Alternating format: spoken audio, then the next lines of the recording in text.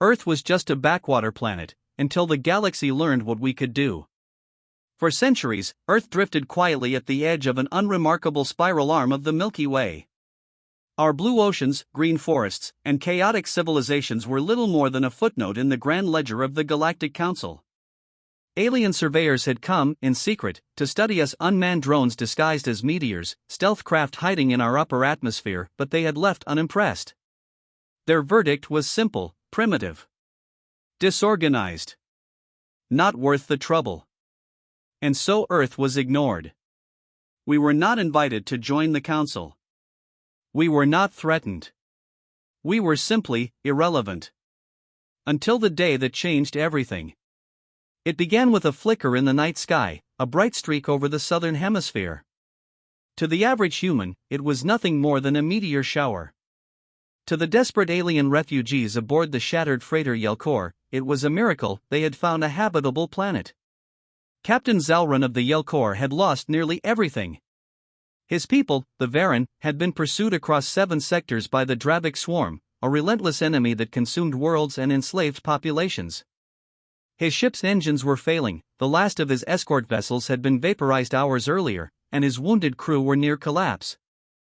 Through the distortion of the ship's failing sensors, Earth appeared as a bright green and blue orb, a sanctuary. They didn't expect the inhabitants to be intelligent. They certainly didn't expect the inhabitants to be curious. The Yelkor crash-landed in the Pacific, not far from a chain of remote islands. The impact shook the seabed, and for hours, the crippled ship lay silent beneath the waves. Then came the divers. They were not soldiers. They were fishermen, marine researchers, and coastal patrol officers. At first, the Varen survivors kept to the shadows, afraid of what these strange bipedal creatures might do. But the humans brought food, tools, and most importantly, questions. Endless questions. Within weeks, the crash was no longer a secret. Photos leaked. Governments scrambled. Military satellites tracked the wreck. And for the first time in history, every major nation agreed on something: the aliens were real, and they were in trouble. The Varen explained their plight in broken translations. They spoke of the Dravik swarm, vast fleets of biomechanical horrors that devoured planets like locusts, and the desperate escape that had brought them here. Most humans reacted with fear. Some dismissed it as exaggeration. But the engineers, they listened. And then they started building. The Varen ship, though battered, still contained wonders of technology, materials stronger than any human alloy, power cores the size of refrigerators, weapons that could cut through steel like paper. It didn't take long for reverse engineering teams to turn those concepts into prototypes. Factories shifted production overnight. Civilian spacecraft designs were pulled from dusty archives. The private sector, smelling opportunity, poured billions into adapting alien tech for human use. Even the world's rival superpowers shared data, knowing that if the Dravik swarm reached Earth, there would be no winners. And then, they came. It started with a faint gravitational anomaly beyond Neptune. A ripple in the void. The Yelkor's surviving crew recognized the signature immediately. The Dravik had found them.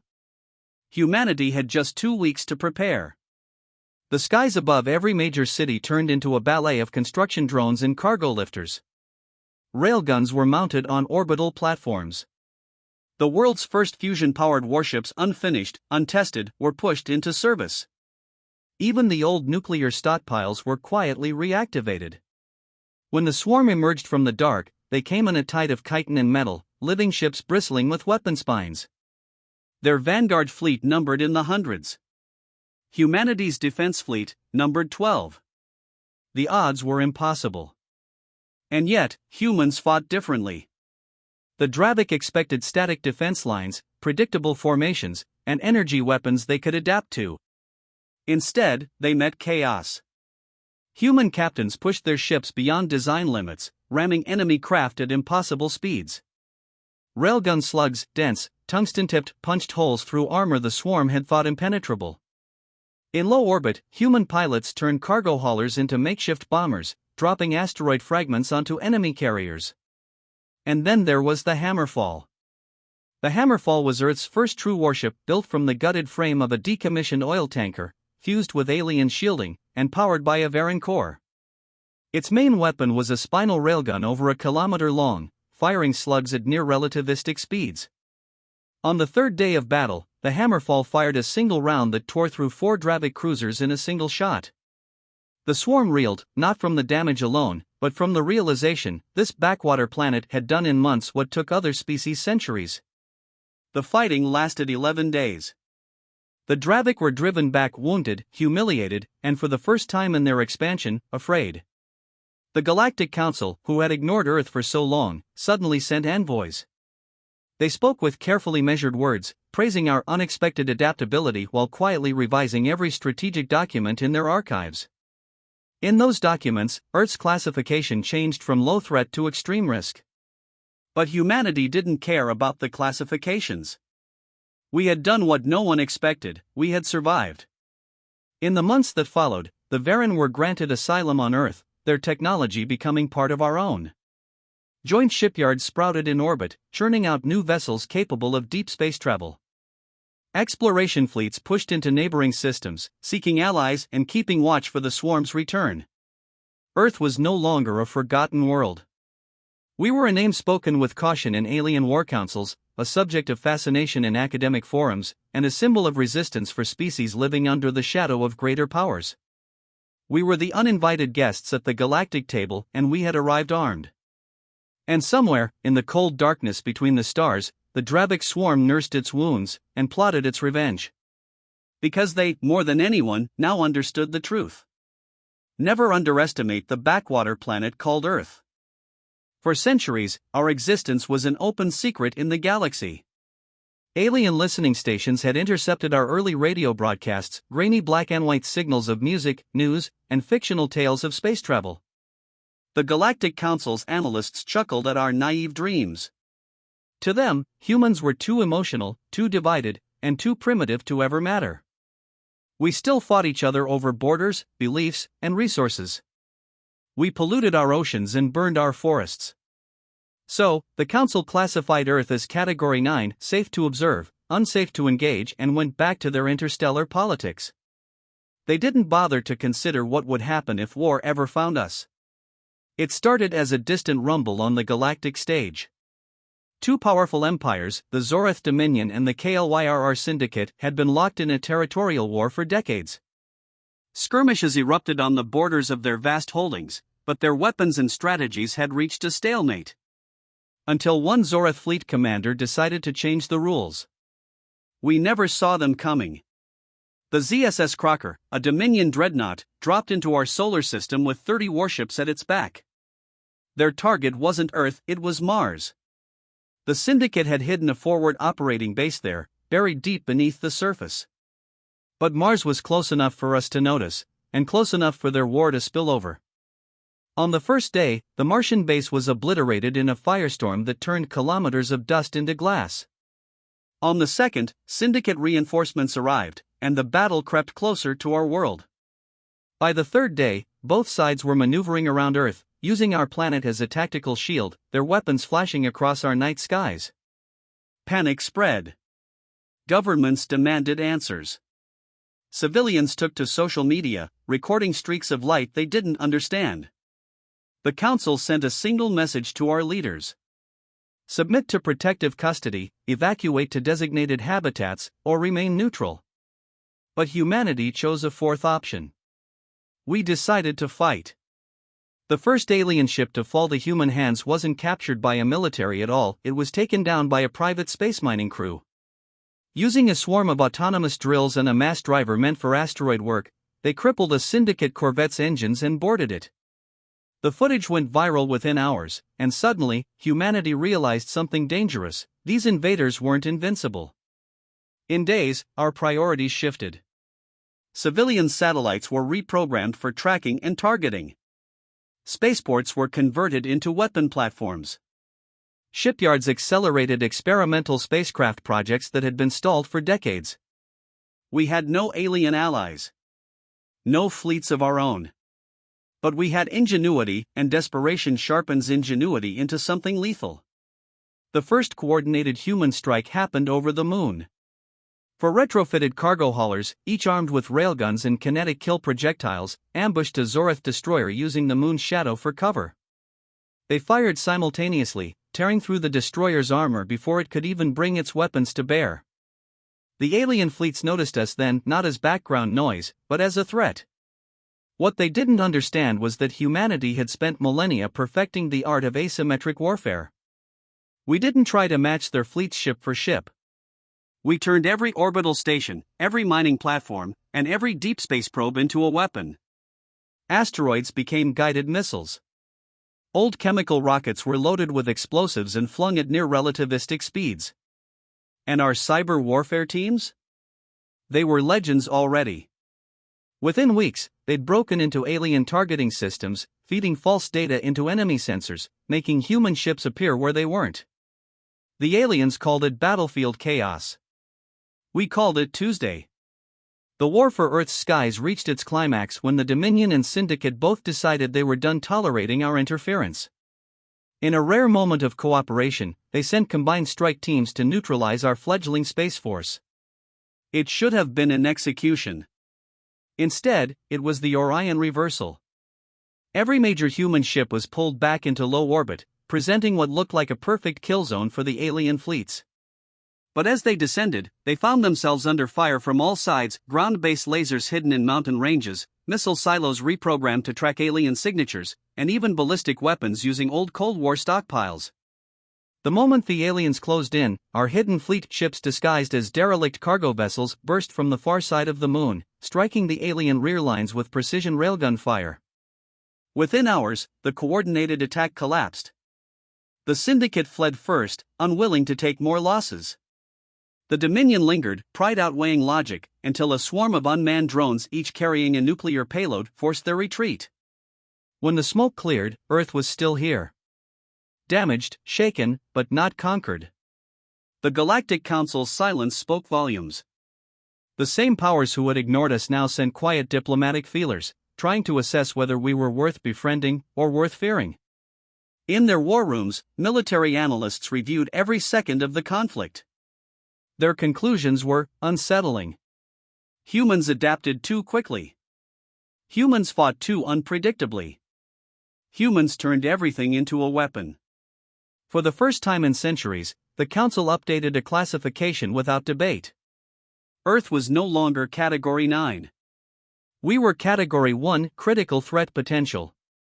But on Earth, there was no celebration, only preparation. We knew the war wasn't truly over. We had humiliated two of the galaxy's most dangerous factions, and humiliation breeds revenge. Shipyards in orbit around Earth and the Moon worked day and night. Mars was declared a military frontier. And beyond Jupiter, our first long-range patrols began charting the deep dark between stars, not for exploration, but for defense. Because the galaxy now understood something that it could never unlearn. We weren't just survivors. We were predators, and we'd been underestimated for the last time. They thought we were young. They thought we were primitive. They thought we were harmless. The truth? We had simply forgotten what we were. Long before the Galactic Council was formed, before most of its member species had even discovered fire, humanity had walked among the stars. Our ancestors were not the fragile, earthbound creatures our current history books describe. They were explorers, conquerors, and builders of empires that span entire sectors.